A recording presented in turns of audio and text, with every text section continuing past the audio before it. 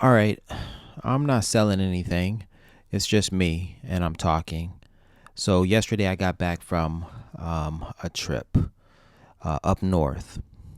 Let's see, I spent Sunday, Monday, Tuesday, Wednesday, and Thursday. I spent 5 days traveling. The last 5 days. I'm on vacation, by the way. That's how this is possible. I'm a resident substitute teacher at a local high school, so that's how I'm able to afford this travel. Um, I'm able to also afford this travel because I am sacrificing my future. I should be staying in my apartment, maybe reading a book, not paying for gas, not paying to travel. That's what I should be doing. I should be saving my way to a healthy retirement. Um, yeah, no, I'm not doing that. I see travel as being far more rewarding than anything else. I take that back. When I spoke with my cousin, my young cousin Perry, who hasn't traveled to Europe, and I was talking to him about 4 years ago, and we were talking about Paris. We were talking about France, and he had never been, but he had read about Paris. He had watched, he had learned about it. So I was like, "Hey, man, you know some things that I didn't know about Paris, France, and I've been there." And I was like, "What's the purpose of travel if you can learn everything just by reading a book, picking up a book?" So there is that. I live in Inglewood. Airplanes are flying overhead constantly. I remember when I was growing up, my cousin lived in Inglewood. I didn't, but I would visit my cousin damn near every weekend, cousin Chris, and because he lived in Inglewood, airplanes would fly overhead. Never forgot that. They had a joke about that in Soul Plane. Airplanes flying overhead in Inglewood. That's how you know you're in Inglewood. All right. So for over the last 5 days, let's get back to what I was talking about. The last 5 days of travel. 5 days I traveled, and I went up north.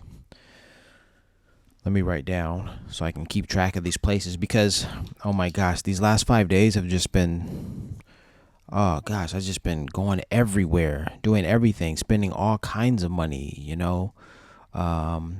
volitionally and also like involuntarily, like I was forced to, right? Okay, I'll explain that. I wasn't scammed in any way. It was just, the circumstances demanded that I had to pay, you know? Okay, I'll be more specific. So I'll stop being vague and and circuitous and whatever.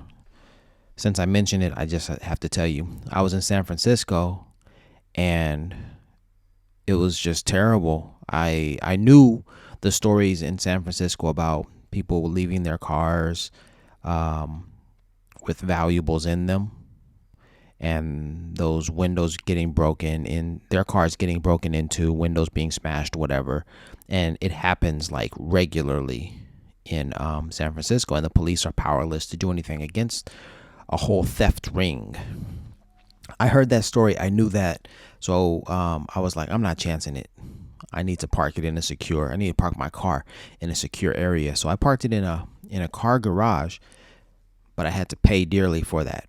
$45 for like 12 hours, between 12 and 16 hours. It's $45 for 24 hours, but I was only parked there for like 12 to 16 hours or something like that.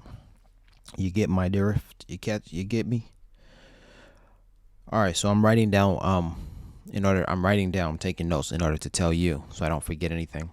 So here I am in Los Angeles. So I left on Sunday, and I left on Sunday from LA with the intention of going up north. I knew I believed I would not make it to San Francisco in a day. So what I did is I just I took stops. I knew that I was going to stop at some point, so I was like, let me just stop at these different places and make the most of the trip.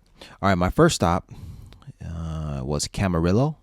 The Camarillo premium outlets. Now I got there and I saw some things that I thought I needed. I bought some things for my students. They had a deal and it was a good deal. So I spent like $150 at the Nike store. I bought a pair of shoes for like $60. And then I bought some sweats for my class. I think they'll appreciate it. And I just want to show that, I don't know. I guess I want to show when you look good, you feel good. And I want my students to participate more in their PE class. So I bought them some sweats, $15 per pair of sweats, Nike branded. They're regularly $45, almost $50. So I was like, it'll be a good thing. So in total, I spent $150. My shoes were the most expensive, like $60 for the shoes. And then the pants were just $15 each. I bought like 6 pair, I believe, at the premium outlet. All right, so I spent some money there. After Camarillo, I went to Ventura. Mind you, I've been to Camarillo before. Now, Ventura, I hadn't been to before. I went to, or maybe I did when I was in high school, but I just don't remember. All right, so in Ventura, I went to Buenaventura, the Mission Buenaventura. I couldn't get in. It was Palm Sunday, and Mass was going on, so they were like, no tours right now. You have to wait until 1 p.m. I wasn't trying to wait. I was just trying to sightsee. And so I went to a couple of museums over there in Ventura. Then I hopped back in the car. No. While I was in Ventura, I walked into a nice furniture store and I bought a rug, an Afghan rug, regularly $425. I got it for like $180.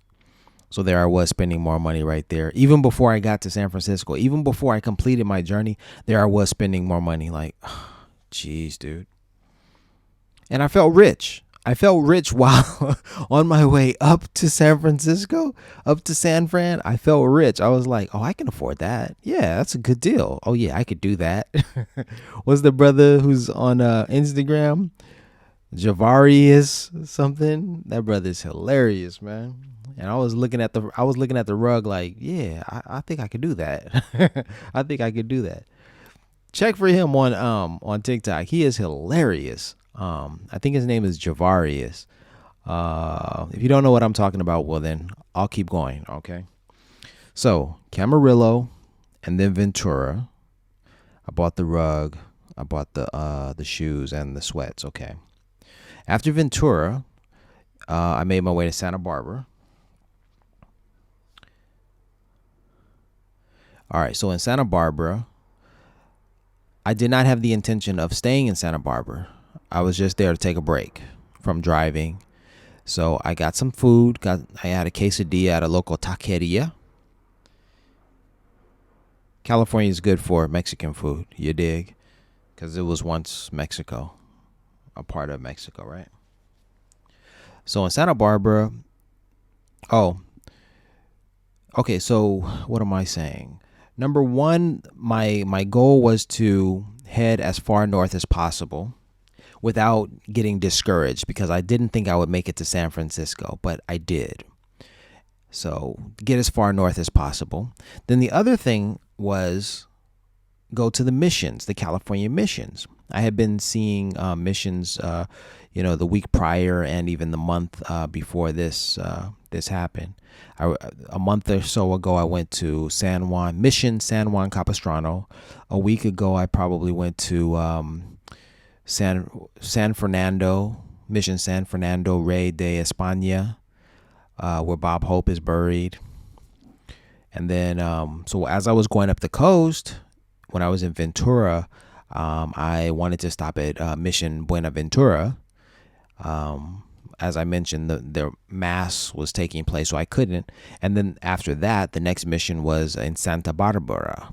But because I wasn't, I guess I wasn't in mission mode. Also, everything was getting expensive. I had already spent some money. Now I'm in Santa Barbara, which is known for being an expensive, town. Heck, even the guy I bought the rug from in Ventura was like, "Hey, nobody told you to come to the expensive store, to the expensive side of town." He's like, "Man, you're in a very expensive area, you know." I was like, man, that's part of me being a Black Panther. That's my quiet protest, my silent protest. Like, man, we're not in these places, but we need to be. We need to see what's available. We don't need to patronize these places and spend our money. We don't need to do that. I mean, I did find some things I liked and I wanted, so I but we need to know, what all they're trying to keep us from, what types of experiences they're trying to keep us from having. Yeah, we cannot be relegated to the life in the hood and I think that and think it's all good. No, no, not at all. All right, so that's my little rant.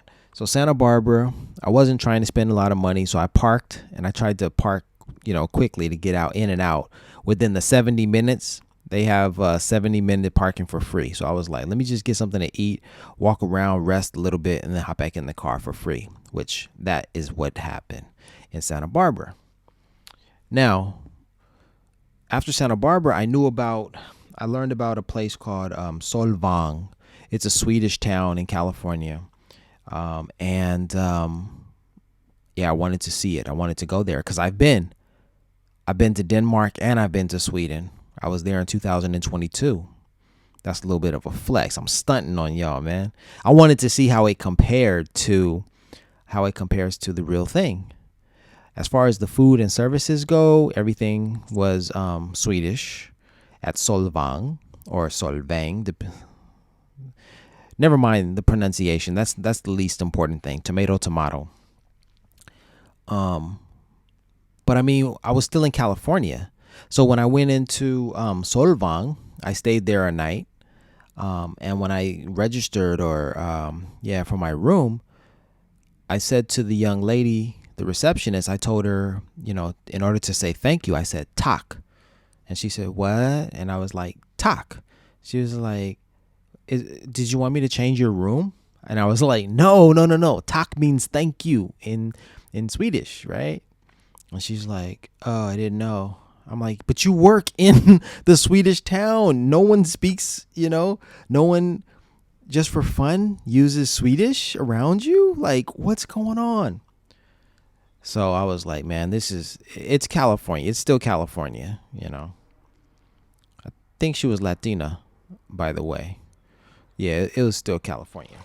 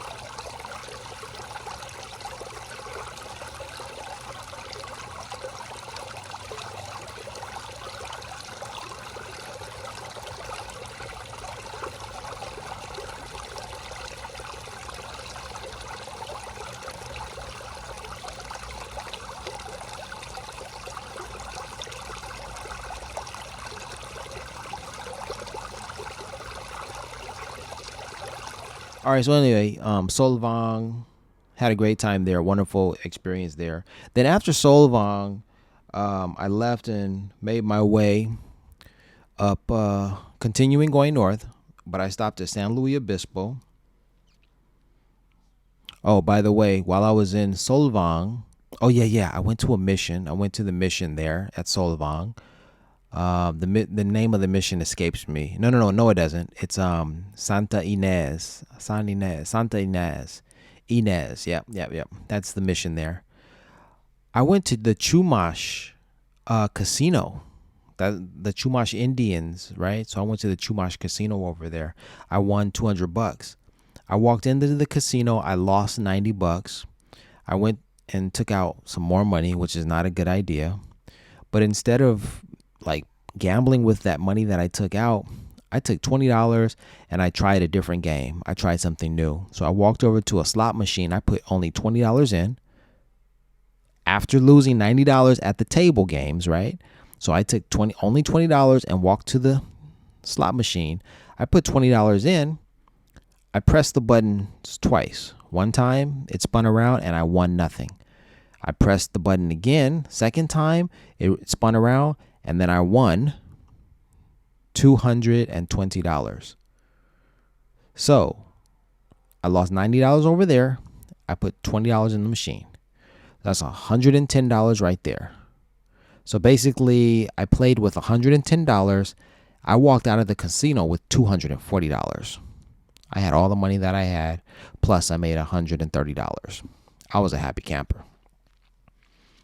And then I left Solvang and I went to San Luis Obispo. And then after San Luis Obispo was dope. I went to a Chinese restaurant there. I also went to a local surfer spot. See, what happens is when you get out of the hood, like everything changes to like the surfer and skateboard culture, and everyone's like hiking, biking, surfing, sailing, like all the beach cities, where the white people are, which is one of the reasons why I never really liked or never felt comfortable wearing sandals, because it was like always something that someone else did, like especially the people in Santa Cruz, the beach cities in Los Angeles, Hermosa Beach, Redondo Beach, whatever. That's what they do. They wear those sandals. I wasn't comfortable. I'm a city guy. I wear my sneakers, All right, so San Luis Obispo. Yeah, in San Luis Obispo, so I went into the little surfer shop. They had red, gold, and green. Red, gold, and green. They had the colors, so I was like, yo. I was upset, actually, because red, gold, and green is like significant, for Rastas. But this was in San Luis Obispo. This was like predominantly white and Asian. But those colors, I felt like they were co-opting those colors. And I was like, that's not cool. Especially when I want to present, I want to bring clothes into the consciousness, into the culture that represent, California sunshine. Have you ever seen the brand Aviator Nation? They use the colors of the sun, of the beach. And that aesthetic, though, that color scheme, I want to see more of that in urban wear. That's what I'm saying. Because I think we're missing that. But those are beautiful colors, and they shouldn't be given to them. They shouldn't have the power over those colors. I mean, those are natural colors. Like what's that all about? I feel conflicted. Like if I put that stuff on, I'm trying to be like them. I don't know, another little rant. That's San Luis Obispo for you. But while I was there in San Luis Obispo, I stopped at a Chinese restaurant, which was important, and it was a cultural thing that I was thinking of doing. I was like, this is an old Chinese spot. By patronizing this place, I'm getting a bit of history. I'm getting a bit of I'm supporting a person or a group of people of color, that kind of thing. So I felt it was like the right thing to do. Like, yeah, this is a good look. And so I went into the Chinese restaurant and I had a wonderful meal. There was a white boy who was a waiter, which like kind of put me off. Like, oh brother, even this restaurant is whitewashed, But it was all good, man. He was really, really cool dude, really nice, and the food was delicious. So I mean, there was no pretentiousness coming from the dude, just a genuinely good dude. And he was my waiter, and he was interested in my travels, asked me, what I was doing, where I was headed and stuff like that, and he wished me well. So I appreciated that. So, shout out to you, buddy, brother, All right. I've been rambling for a bit now, and I don't want this to go more than 20 minutes. So I'm going to take a break, and then I'm going to get back. We're gonna get back with what's Larry been up to, or rather, what did Larry do after San Luis Obispo? When we come back, I'm gonna answer that question. What did Larry do after San Luis Obispo? Let's go. I think, thoughts is powerful in all facets. Because even my career, even my life, things end up turning out exactly how I visualized them. Not in this time frame I expected. You know what I'm saying? You always want shit to happen overnight. But, I just had clear visions. You're at 109 right now.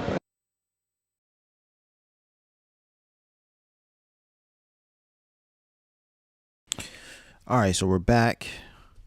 Let's talk about San Luis Obispo. Also, if you're looking at the bottle here, I put this bottle here because this is my favorite Ethiopian water. I said my favorite Ethiopian water as if I had tasted other Ethiopian water brands. I haven't. This is the only one that I have tasted. This is the one that I know. Ambo. I'm glad that I can get Ambo bottles here in Los Angeles. All right. I was in San Luis Obispo. I had the Chinese food. I visited the surf shop with the Rastafarian colors. And then I left San Luis Obispo and I drove up to my intention was to drive up to Monterey. I had been to Monterey before, and it was no biggie to get there or to visit again. I've been to Monterey now 3 times. The last time was a year or so, 2 years ago with my wife. Then the first time I was in high school when I visited Monterey. I didn't know anything about Seaside, however. Seaside has a black history. Seaside was the community where the blacks lived. Monterey was like, if you're black, get out of here. Kind of like Culver City. Kind of like any sundown town. I don't know if the history is that bad. If Monterey was a sundown town, I mean, why wouldn't you expect it to be? I don't know. When so many other places were. I just don't know the history. Anyhow, so I was making my way up to Monterey. And before getting to Monterey, I stopped in Salinas. I remember I stopped in King City to get gas, and boy, oh boy, don't stop in King City to get gas. King City, not because there was any problem there, it was just King City was the gas station right off of the highway. In King City, the gas was expensive. It was like, oh, this is ridiculous. I was loving cheaper gas, like under $5, and then I got to King City, and it was more than $5. Like, are you kidding me? Like, it was ridiculous, almost like $6. So I talked with the cashier. I was like, why is the gas so expensive? She was like, yeah, I know. I was like, this is ridiculous. She's like, yep. So it is what it is. All right. So Salinas, right? All right. So after Salinas, I jumped back on the highway after getting gas. No. Excuse me. After getting gas in King City, I jumped back on the highway and then I made my way up to Salinas. I wanted to stop in Salinas because before Monterey, because they had a casino there. So I went to the casino in Salinas and I was sorely disappointed. That place was just like, it wasn't a casino. There were a bunch of table games, there. No slot machines, only table games, a bar, I think, in another section. It was just like, it was bad. It was like a hall.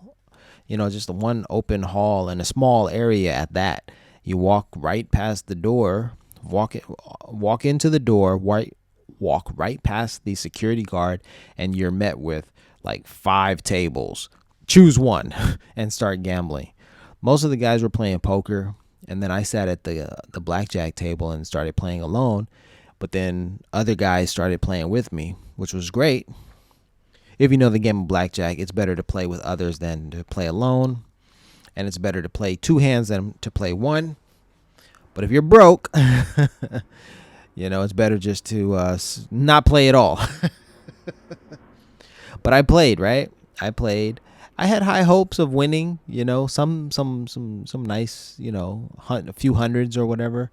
But after maybe an hour of playing there, 45 minutes to an hour, I was only up $70. So I just had to cut myself loose. Like, all right, if I haven't made a lot of money until now, $70, just be happy with it. So I took $70 and I cashed out. So between the Chumash Casino and the casino in Salinas, I made $200. So the $200 basically covered the gas, covered at least one night of one night's accommodation, one night's reservation at some hotel. So that helped me out. So I'm grateful. All right, now after Salinas, I jumped in the car, put my I have this contraption here. It's a mount is what it is, and I'm able to connect my GoPro to it at the top here, and I can set it on top of my car and I can film with it, right? So let me show you how that works. You put the GoPro thingamajig here. There's the GoPro, there's the mount. You put that on the car. These are suction cups here, and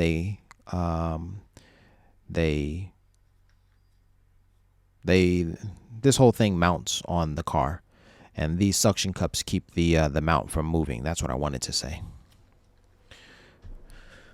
So after I left Salinas Casino, I put the mount on top of my car, and then I filmed a little bit of Salinas. I can put that in here. You can watch me drive around Salinas.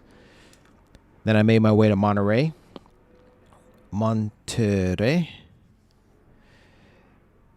Everything was smooth. Everything was going smoothly, and as I was approaching Monterey, like I decided to turn the GoPro off just before I saw all of the beautiful shoreline, all of the bay. Just before I saw the bay, I turned the camera off, and I was like, oh, because I couldn't turn around. I was on the highway, So I missed out on pretty much a beautiful view. But anyway, so I went there in Monterey and had a great time. I did not have a reservation, so I made the reservation while I was in Monterey. So what I did is I went to a local Trader Joe's in the parking lot before entering Trader Joe's. I sat in my car and I searched for a fairly cheap accommodation, which I found, and I stayed at the Stevenson Motel, which was lovely, clean. The water pressure was excellent. Everything was nice at the Stevenson. It was just like perfect. Oh, by the way, when I was in Solvang, the water pressure at the Solvang hotel was just like perfect. It was really nice. Everything was great at Solvang. I jumped in the jacuzzi when I was there. But I'm backtracking. I'm telling you about what happened before when I should have told you about that before. But, All right. Back to Monterey. Everything was lovely in Monterey. I stayed at the Stevenson. I went to the Fisherman's Wharf and I had a meal at a really lovely Italian restaurant. I had clam chowder in the bread, in the sourdough bun, right? That was awesome. I kind of felt like I was underdressed, and the people I was seated next to kind of were underwhelmed with my appearance, me being bearded and black. I didn't see any other black people there. I didn't see any other. No, I saw some people come in after me, and they were pretty dressed casually. But the people I sat next to, they were kind of on a date, and it was just like, oh, you guys were trying to do it big, and I kind of just showed you like something different that you weren't expected. And they probably were like, maybe a celebrity will sit next to us, like, and they get this guy. Hey, I am a celebrity though, so they did get that part. But anyway, a local celebrity. All right, whatever. Okay, so Monterey. So I went there and I had a meal. The young lady who served me was doing a fine job, and I tipped her, and I paid dearly for that meal. I had a cocktail. I had like an old fashioned or something. It was a whiskey cocktail. Never mind an old fashioned. It was a whiskey cocktail, and it probably is very similar to an old fashioned with the little with lemon. I think they had cherry or pineapple in there.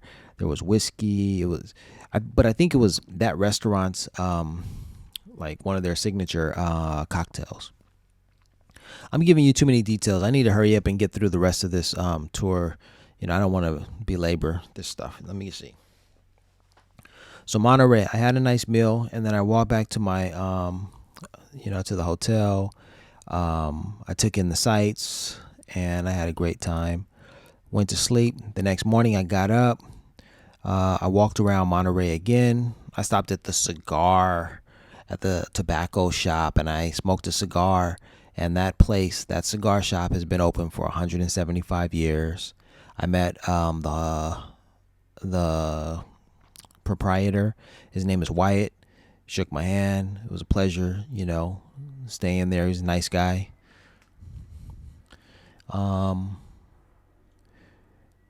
Oh yeah, I had breakfast in Monterey. The breakfast was terrible. All I asked for was grits, eggs, and bacon, and the grits were runny and bland. The bacon was dry and just whack. Eggs, you couldn't go wrong with the eggs, but it was all taken together. It was a terrible meal. It was like, oh, there's no soul in it at all. That's why I said when I got to Oakland, Oakland got me right. North Oakland at Lois, the Pie Queen at that restaurant. Oh, it was so much better. So I left Monterey after I did everything that I needed to move around, see the sights, film some videos and all that kind of stuff. Then I left Monterey in hopes of making it to San Francisco, San Fran. It took a long time to get there. So on my way from Monterey to San Fran, like I wasn't even thinking about stopping in Santa Cruz. I had done that before, and Santa Cruz, San Jose, I wasn't even thinking about that. I was like, just get to San Francisco. So I get up to San Francisco. When I'm in San Francisco, no, even before I got to San Francisco, I saw the sign for Stanford University, and I was like, oh, I'm stopping. So I pulled over and I went to Stanford University. That was wonderful. When I go to these places, I always kind of feel like you have to know what you're there for. What is the purpose? So luckily for me, I knew about Dr. Claiborne Carson runs the Dr. Martin Luther King Jr. Center. So I wanted to see that center. So I started walking around the campus searching for the center, and I finally found it. And then I grabbed some food, and then I was ready to leave. And I had seen Stanford University. Stanford and everything just occupies a space in your mind until you actually visit that place, and see it and see its value, either to someone else or to yourself. Like, wow, this is Stanford. It wasn't like a magical place or anything. It can be, but whatever. All right, so yeah, I went to Stanford. I think I have a lot more to say about Stanford and impressions and stuff like that, but I'm not going to share that now. So after Stanford University, I went to... I just continued on to San Francisco. So what can I say? This is where the John Coltrane Church used to be. It's not here anymore. This is the St. Cyprian Episcopal Church since 1960. So the John Coltrane Church, was here at this location for about 4 years, and then they moved on. So there's a new location. So I got to San Fran, and what I was trying to do in San Fran is I was trying to go to the John Coltrane Church. Like, really, yeah, okay, I didn't even mention this. That was really why I was going to San Francisco. It was to see the John Coltrane Church, I had watched videos about it. I was inspired by it. I was like, I gotta go. So I get to the church. I get to San Fran. I get to the church, and then I walk in there. A very, very nice, very lovely woman tells me, "Oh yeah, they moved." And I'm like, "Wow, okay."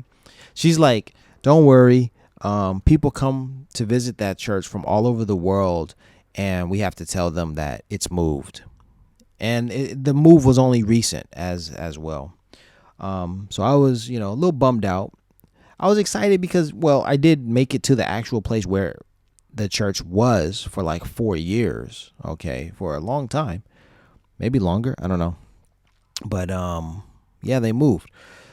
So I got the information for the new address, and I was more concerned with getting my accommodation than with going to the church. So once I got settled in at my accommodation, the next morning, I didn't even think of driving to visit the new church. I mean, it wasn't even a Sunday, and they weren't going to have service. So I was like, I'll probably just find a church that's closed or whatever. Maybe it was a mistake, but I mean, that's what I did. Oh, and the reason why I didn't mind leaving San Fran, the reason I didn't mind leaving San Fran like that is because it was horrible.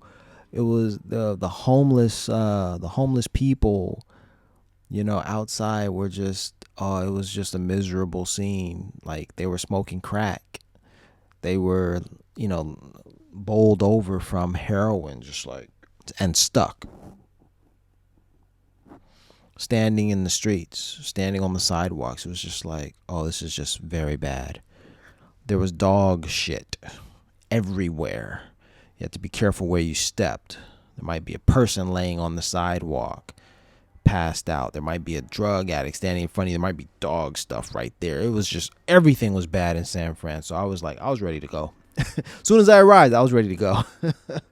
Plus, it was expensive. I had to pay $45 for my to park there overnight in a safe place because there's a thief, a theft ring.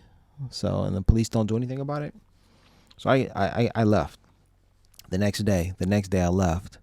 Then I went to Berkeley. I went to UC Berkeley. Went to UC Berkeley to see that. That was a fascinating stop. I've heard so much about Berkeley and whatnot. I was there for maybe 10 minutes. And then I went to North Oakland. I went to Lois, the Pie Queen. I went to that restaurant. I stayed there for an hour, enjoying the food. The food was delicious. The atmosphere, oh man, it was just everything about Lois, the Pie Queen, was just perfect. It was just what I needed. It was my introduction to Oakland, and that was the right way to be introduced to Oakland. Because when I got to UC Berkeley, it was early in the morning, and then I started searching for grits because I love grits. So I started looking for grits, and then I found Lois the Pie Queen, and they were open at that hour. So I was like, I'm going. So I made it over there. I thought Lois was a white woman's name. I thought it was going to be like a white establishment. I was pleasantly surprised that it was black, all black, like really black. I was like, this is what's up. And the food was delicious. Delicious. So after UC Berkeley, I went to Oakland. And then that's when the real spiritual, cultural, journey, occurred. It all happened in Oakland. We'll continue with what happened in Oakland.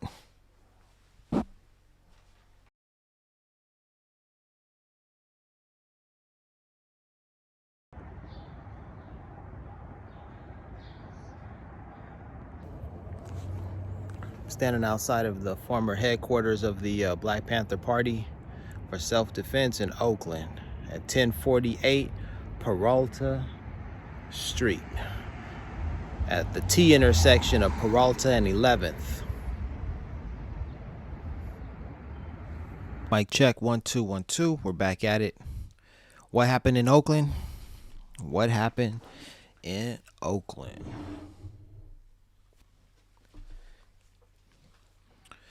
So, well, first off, I was trying to get to John Coltrane's church. I thought that was really inspiring, and plus with iSee109, I would like iSee109 to be the impetus for the creation of a church for Nipsey Hussle. You dig? If John Coltrane can be given sainthood, Nipsey Hussle can too. That's what I'm talking about. After the experiences I had in the desert of Oman, it's kind of clear that's what Nip needs. All right. So after San Fran, I go to Oakland. After Berkeley too, San Fran, then Berkeley, then Oakland. The introduction for me is Lois the Pie Queen. Beautiful experience there. The wall was full of celebrities. I was just like, I know who that is. I know who this is. I know who that is. It was just like, yo, what's up? I know the history. I know that Oakland was the hotbed, political hotbed, because it was where the Black Panthers started. So, also shout out to Ricky Stevenson. When I was in Paris, I went on the Black Paris tour, and I learned that Ricky Stevenson, the creator of the Black Paris tour, is from Oakland. And it was like, yeah, that makes sense. Like, there's a lot of political activity. There's a lot of powerful black people who come up out of Oakland. Shout out to Milton Bowens, 5'10", artist from Oakland. Shout out to all the rappers from the Bay Area, the Yay area. Anyhow, yeah, Oakland has always been that place. Like, wow, Black Panthers, and politics, political activism in Oakland. Berkeley too, but Oakland for the Black Panthers. So I was there to tour Black Panther related things. I did a quick search. Oh, first I found Marcus Books. I was too early. I was like half an hour early, and I didn't wait for Marcus Books to open, but I stood outside, took photos and what have you outside.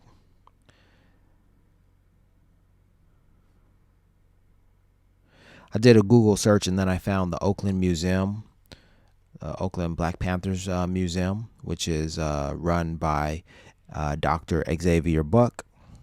He was there, and I recognized him from Instagram. I was like, hey, man, I know you. It's like, what's up, bro? We chatted for a little bit at the Black Panther Museum in downtown Oakland. Panther Power, y'all. Here we are at the Black Panther Museum. It opened up 2 months ago, and I'm here and loving it. Panther Power. After that museum, I went to the West Oakland Mural Project, which a mural was created to commemorate the women Panthers. So where that location is, it's down the street from the location where Huey P. Newton's statue is, where I believe, I don't know if the statue is where he was killed, or if it was just in the vicinity, but yeah, it's like that. So up the street from the mural, and up the street from the statue of Dr. Huey P. Newton, you can find another mural. And then if you keep going down, I'm talking about 9th Avenue. If you go down 9th Avenue and you come to Peralta, if I'm not mistaken. So at 9th Avenue and Peralta, you turn right and you keep going down. And if you look for address 1048, you're going to find the home That was one of 4 headquarters for the Black Panther Party. So, just some FYI here on Peralta. Again, just some FYI here on Peralta. Several houses down from the Black Panther Party headquarters, there is a church here at 1005 Peralta, and the address of 1009 is also a part, or it's incorporated in that that church, that Catholic church right there. 1009 is also there on their property. So I found it, 1009, 109. Downtown Oakland, went to the museum, Black Panther Museum. Then I went to the mural, the West Oakland Mural Project Museum. All right. The Huey P. Newton statue, and then the former home of the Black Panthers. So all of that. I saw all of that. Then I left there and I went to Merritt College, where Huey P. Newton, Bobby Seale, and Richard Aoki were students, 3 members of the Black Panthers. Richard Aoki was of Japanese ancestry, but he was also a member of the Black Panther Party, even a founding member at that. He's a really interesting, historic figure, one to learn about. They have interviews with him, almost an hours long interview with him on Peralta News, Peralta TV on YouTube.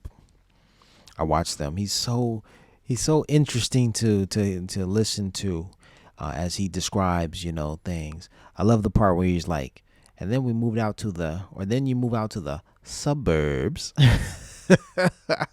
Hilarious, hilarious, but also, sort of slightly tragic, and also like controversial, because they say he was an FBI informant. So fascinating history, fascinating story. Anyhow, it would be interesting to talk with some of the black members, the black members of the Black Panther Party. The majority were black, but and ask them what they thought of Richard Aoki. That would be interesting. Anyhow, so Merritt College, that's where Huey learned, that's where Bobby learned, that's where Richard learned, and that's where that was an important part of all of this. Merritt Community College. After Merritt College, I think I was good. I drove down the street. There was an Ethiopian Orthodox Christian church down the street from Merritt College. I stopped there. No one was home, so I kept going. After that, I left Oakland, and I left that part of Northern California to make my way home. And home for me was, the nearest to home would have been Fresno, where my cousin lives, or Hanford, where my aunt lives. And because I was tired and I didn't want to really spend any more money on, housing accommodations, I made my way to them. And I stopped in Fresno to visit my cousin. That's where we made one of our videos. We did a spectacular job on that. Thanks to my cousin. He had the drone operating, drone operations were on point. And I was trying to do my commentary. And but it's a dynamic video nevertheless. Even though I didn't have a script, everything was impromptu, but I tried to make it visually visually pleasing and, entertaining. I'm getting tired. I need to hurry up. I need to get some rest too, I guess. Making all these videos is tiring, I guess. All right, so Marcus Books and all the museums for the Black Panthers in Oakland. And then I made my way to Fresno. We made the video. And then the next morning, I went to sleep there, and I went at my cousin's house and woke up the next morning, and I left. And oh, as I was leaving Fresno, my cousin told me about Kingsburg, another Swedish town. Now, my wife and I stopped. We pulled off of the highway where the sign said Kingsburg was located about a year or two ago. I forgot how long now. But we pulled off of the highway, and I guess I pulled off on the west side, and I didn't see anything that resembled, Switzerland. So I thought, oh, it doesn't exist. I was wrong. On the east side of the street, you follow the signs a little ways away from the highway, you'll find Kingsburg. Well, I found Kingsburg. All right. I found it when I couldn't find it when my wife and I were together on that trip. So, all right. Kingsburg. And what else? Oh, I had breakfast at Katie's Cafe. I had Swedish pancakes, bacon and eggs. Oh, it was delicious. It was delicious. Yeah. I was the only brother in there, you know. It was white and Latino predominantly. Just saying. I'm just saying. Just saying.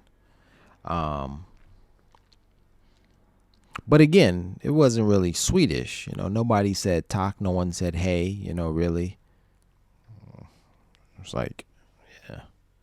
Just another American creation. Oh, we're going to call it this, but we're really just trying to take your money because in a fancy way. Ooh, look at us. Is that what you want? Okay, here's what you're going to get. Give me that money, Planet Supermarket, right? Shout out to See Knowledge. All right. Kingsburg. And now after Kingsburg, my cousin told me about Kingsburg, but then my cousin also told me about Allensworth.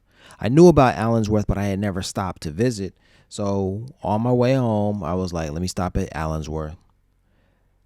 I pulled off the freeway, and Allensworth was like 15 minutes. It was like 11 miles from the freeway. I was like, oh, man. It just made my trip even longer. But I enjoyed the break from driving, and then to be in a historic place like that. And for some reason, while I was there, I didn't have to pay for anything. Like, nothing was open. There were no park rangers or anything. Maybe it was the day that they were closed or something. I don't know, but everything was open and you could just drive around. But they say usually you have to pay $6, to drive around there. So Allensworth, that was it. Then hop back in the car and I made my way, back to LA. There were going to be no more stops, but only to, get gas, maybe grab a bite to eat. I had food in the car. I think I had food and coffee, so I didn't need anything. The last stop that I made was at Pyramid Lake. And what's significant about Pyramid Lake is that, for one, they have a view. They have a vista point, a point you can stop, use the restroom, and look out and see the beautiful lake and all of this. And then inside there's a museum. There's an exhibit about water, the management, about water management, dams and what else? I don't know, trenches, dams, and pipelines and all this types of stuff. I was fascinated in this topic because when I left Allensworth, I learned that Allensworth declined in part due to the railroad, like the path of the railroad system. It diverted. And so the customer base, the people who patronize Allensworth stores and who spent time there, during their travels, the black people, well, they weren't coming to Allensworth anymore. So their trajectory had been diverted by, the train line. But then the other issue was that Allensworth was hit with drought. And they didn't have access to water. So I thought, man, these things sound like they were deliberate. The train line is diverted and the water supply was limited. These people were just starved, and that was just some vindictive, devious stuff. So when I got to Pyramid Lake and they were talking all about water, then I tried to focus in on that time. So Allensworth, the 1900s, like, let me see what was happening with water management during the 1900s. That was my question. So I looked at it and everything, and I didn't find the answers that I needed, but I certainly got an idea that, yeah, because of what was happening in other areas, those things affected Allensworth, and sadly, our black community was, declined, or it entered a decline. Allensworth still exists today, which is surprising. There are people who live in Allensworth, not the section that's preserved, not the section that's a park, but then Allensworth is so much larger, and there are people who are growing up there, are living there, and are part of the Allensworth, history. So, all right, to recap, I went on this road trip in order to see John Coltrane's church for a spiritual purpose. I found spirituality at the California Missions, which also has a devastating history about, killing a culture and, killing people, genocide and rape and, language, the decimation of languages and cultures and, imperialism and et cetera, et cetera, et cetera. The missions, I got tired of the missions, but I was also delighted to visit museums related to the Black history or Black liberation struggle, the Black Panthers in particular, and then finally to end the journey in Allensworth and learn more about California's Black pioneers, period. That really, California Republic, y'all. So that was my road trip. 5-day road trip ending yesterday, March 28th. Began on March 23rd. Okay. Oh, right. This is iSee109. Right. Did I see 109? Did I see 109 throughout my travels? Yes. I was on the highway yesterday and I was passing a truck, and the truck had 109 on its cab, in the back of its cab. I wanted to take a picture. I wasn't prepared to take a picture. The truck passed by. It was behind me, and it would have been ridiculous for me to have slowed down and waited for the truck to pass me on the highway, even though no one else was on the highway. There were like 4 trucks and then my car, but in my lane there was no one behind me, and I was well ahead of the truck. And I thought, well, if I slow down enough and wait for the trucks to catch up, then I can get that photo. And no one's behind me for miles, so I could do it. But I didn't do that. No, I didn't do that. So I did see 109 there.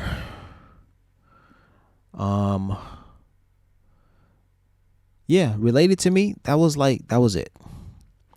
That was it, except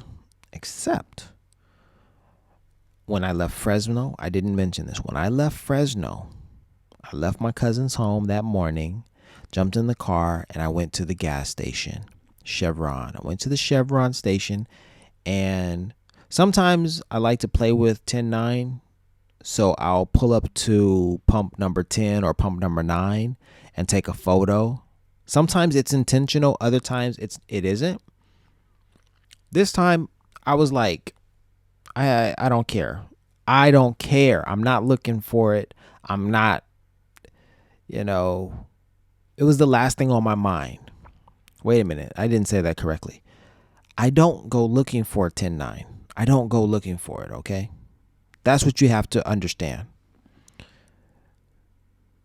So as I was saying, I was leaving Fresno. I pulled into the gas station and I pulled up to pump 5 because I was like, man, I'm not even going to take that picture. You know, the 10-9 picture where I'll look at it and whatever. I'll look at the pump and I'll purposely park at pump 10 or 9 to take that photo. I'm like, nah, I'm not doing all that stuff. I'm just going to get home.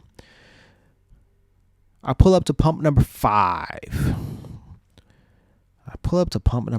Y'all. I get out of the car and I look at how much money the last person paid at pump number 5. Y'all, they paid $109 and some change.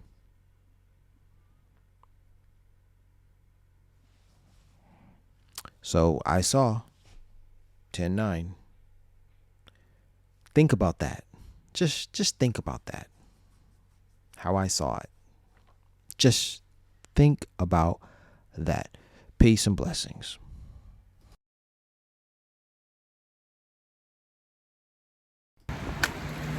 Fresno's been great. Peace to cousin Ryan, Marisol, Naomi, Warren. Love you guys. Thanks for having me over and stay.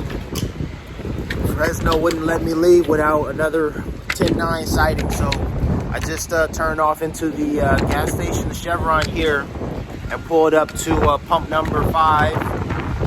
Pump number 5 has no relation to 10-9 whatsoever. But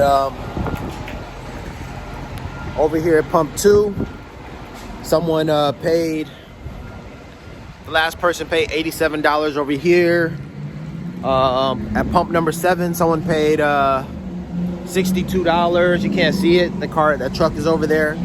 Someone paid $87 over here at pump number 4. And I just pulled up to pump number 5. Now I just paid, I put some money in here or whatever. But the story goes, as soon as I pulled up, the last person to pump here on pump number 5, you know how much they spent? Yeah, I don't have to tell you. All right, love you guys. Peace. October 9th. Yes, sir.